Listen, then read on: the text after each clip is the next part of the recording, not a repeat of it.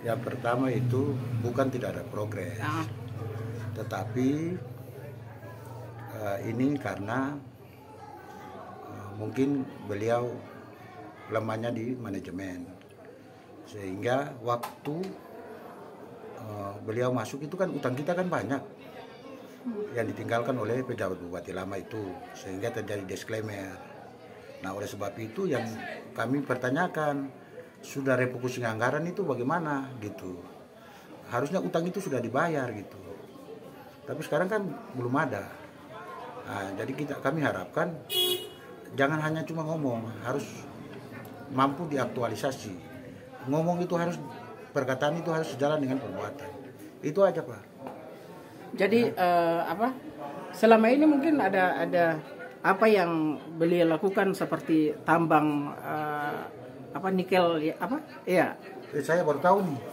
Tambang Saya baru tahu.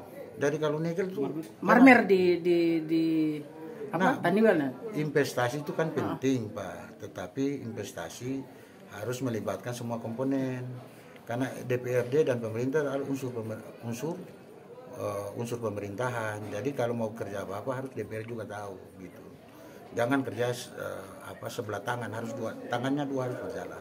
Karena itu undang-undang, Pak, undang-undang dasar, kemudian diaktualisasi dengan Undang-Undang 3 tahun 2014 tentang pemerintahan, unsur pemerintahan. Apalagi kita ini kan hak legislasi, gitu, harus didasari dengan undang-undang, kan gitu. Berarti selama ini beliau berjalan sendiri atau tanpa melibatkan DPRD ya, atau gimana? Nyatanya itu, karena kita DPR juga tidak tahu bahwa ada nikel, ada yang di Supe sana atau yang di mana lagi. Marmer itu, iya. kita DPR juga tidak tahu, Pak, gitu. Jadi kerja-kerja model begini kan tidak bagus lah, kan kira-kira begitu. Pak Jokowi sendiri pun dari presiden, dia mau bikin sesuatu, dia libatkan DPR ini. Kok kenapa pejabat-pejabat bupati tingkat bawah tidak libatkan DPR? Ini yang kita sesalkan. Ya. Terima kasih sudah nonton. Jangan lupa like, subscribe, dan share ya.